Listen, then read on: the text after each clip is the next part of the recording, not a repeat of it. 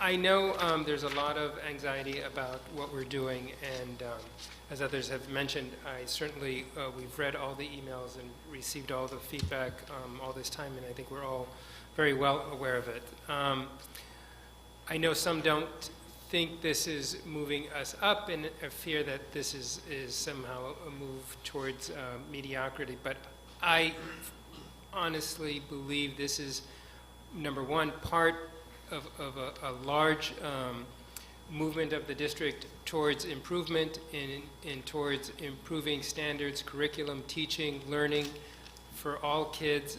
I think the de-leveling is one piece of it. It's a very important piece in my mind, but it's only one of really raising standards in our district for all the kids. And I expect it's part of you know, with the IB curriculum, with the curriculum changes, all the things we're doing, it's part of improving the learning and teaching and education in our district. And I expect that. One brief thing, in terms of the accountability of it all, I do think it's, of course, important that we look at the NJS scores, but looking at real performance of students is important to me. I think we did get important feedback or information about the changes we've made. I do think grades are very important, and I really want to know in the future when we get reports on grades, what do those grades mean, and that we've ensured that an A is an A, and it really means something, so we know that if progress is being made, it's really being made. Likewise, common assessments, all the things, all the performance indicators that we're talking about, I want to know, you know, how we're looking at them, what does it mean, and we've maintained our standards. I think the board wants to know that, and the community wants to know that while we're doing this, we're meeting everybody's needs, and we really are maintaining the high standards that we have. One last thing, and I'll hand it over. I know there's been frustration on part of some people, some in the community, rightly so, about what we're doing around gifted and talented programming. I know the board, some number of board members have mentioned it at points, and a number of us have wanted something to be done. There continues to be some frustration about what are we doing with that. I've had conversations with board members and administration about it. I think at this point, I think the board has to assume some responsibility for that, and I don't think we're going to get the answers that some want today about that, but at least I would, you know, ask that we as a board you know, take that on, and perhaps this summer when we're looking at goals, really look at that and really give the administration direction on where we want to go. I think what we're doing, I really think is going to well serve the vast majority of students, but I do think there are gifted and talented students that require some attention, and I know we do it in many instances, but I think we need to be more systematic about how we're doing it. So. Okay. Thank you, Mr. Giles.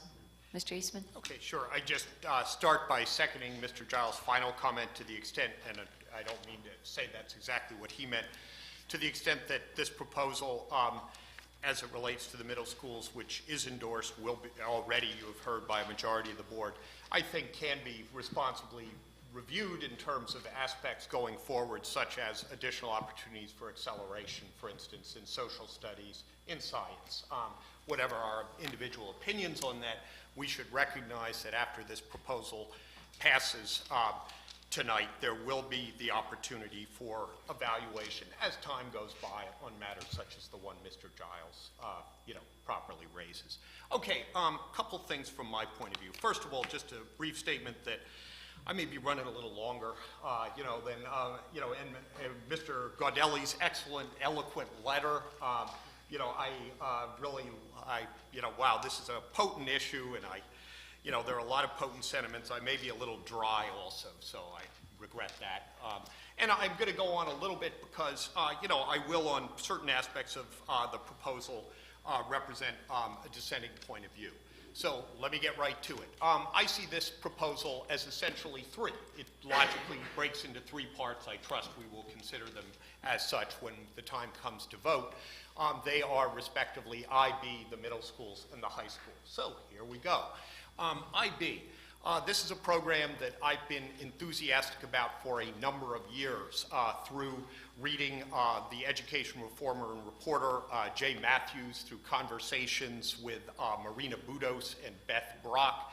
I have become convinced that IB is a program some years back that could have significant potential for our district.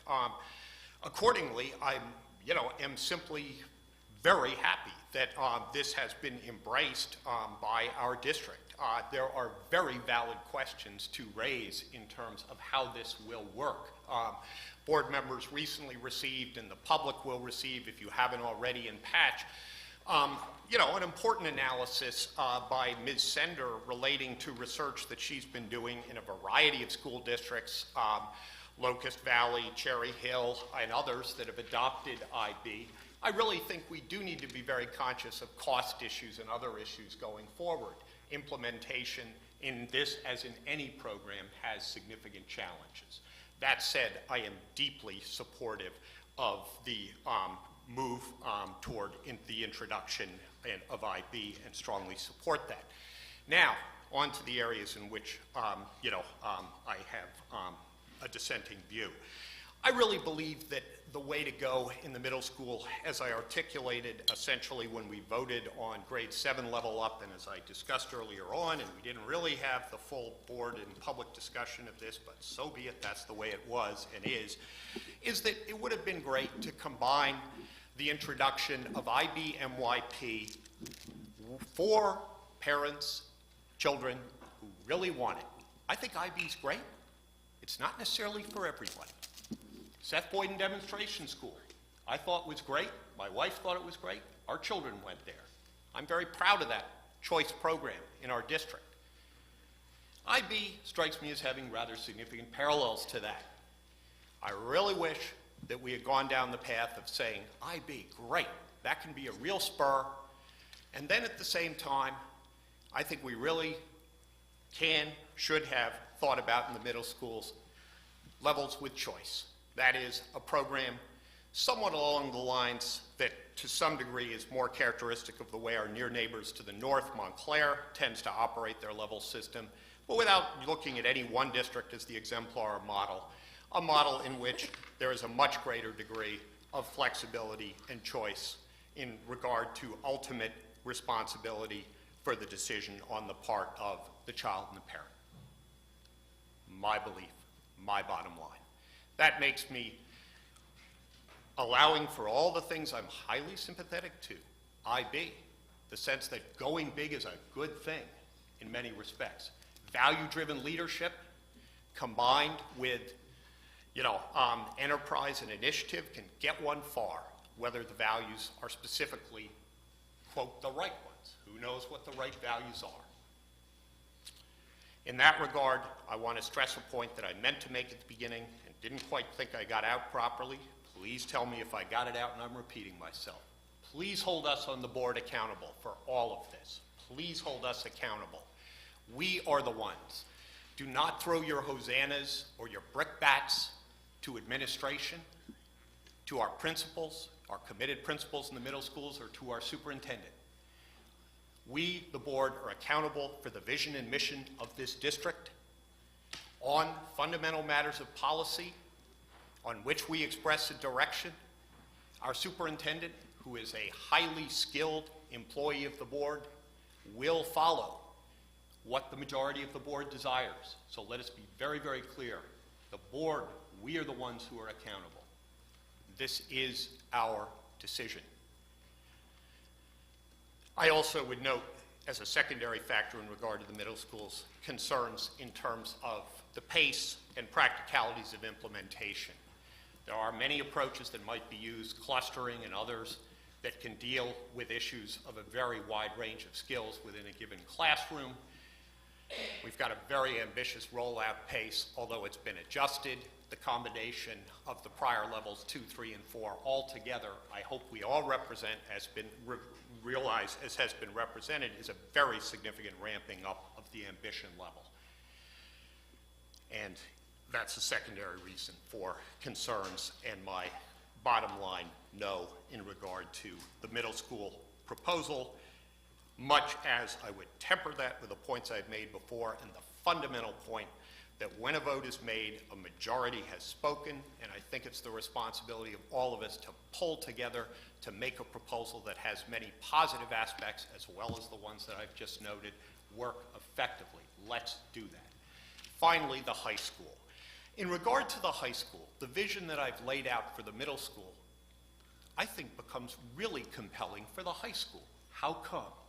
Because whatever one's position on academic placement for middle school children, as children become older in high school and the subject matter becomes more complex, I think the case for an across-the-board de-leveling in Columbia High School becomes very weak. I should stress that that is not at all what is proposed, the limited high school proposals on which I'll speak in a moment. But what I would suggest for those of us with idealistic aspirations, such as the fine ones, which I concur with, expressed by Dr. Gaudelli, is the following. We can really build an inspiring Columbia High School going forward.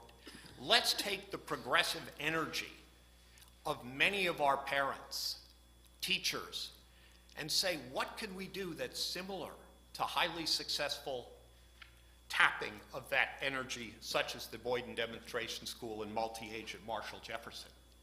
We can vault ahead of our neighbors to the north in Montclair with a progressive education option at Columbia High School. MYP extended to the 9th and 10th grade might be excellent for that. Substantially de-leveled. There would be lots of nuances, lots of issues. It wouldn't work well with IB diploma in 11th and 12th. But it's really worth thinking about. It's really worth thinking about. And outstanding aspects of these communities is the energy of many progressively oriented parents and families. Let's turn that energy in a positive direction in Columbia High School with a choice-oriented program. And yes, in Columbia High School, older children and complex material, we are, as the proposal reflects, the high school proposal, going to have levels. Let's work to make that a leveled system, an academic placement system with a substantially increased role of choice for parents and students. Yes, we can do that. That is the inspiring 21st century vision for our high school. There's a lot to flesh out and think about, but that I really want to persuade all of us in the community, my colleagues on the board, is the way to go, big picture, for Columbia High School. I really want to listen. I know I don't have all the answers, but I think that's really an inspiring vision. Now, in regard to the micro of the specific proposals, which are fairly limited, I don't find myself encouraged by the combination under the designation of honors that Mr. Wolf referred to for English and social studies in grades 11 and 12 electives. A factor that's involved there is that colleges evaluate honors. We can call everybody in honors, essentially, with the struggling students point that Ms. Doherty properly raised. I question the credibility of that. I also find myself concerned, and again, I notice I'm talking, this is a small detail issue, but details are sometimes important. We have some fairly promising innovation, in my mind, going on at Columbia High School now in terms of an effort by the English department to teach combined level 3 and 4 classes in which there are clear standards and accountability for students and choice as to level. Now, there can be appropriate questions as to whether that's worked well. I fully respect that. But that represents to me a sort of innovation-oriented initiative that I worry would be damped down under the proposal as it exists here.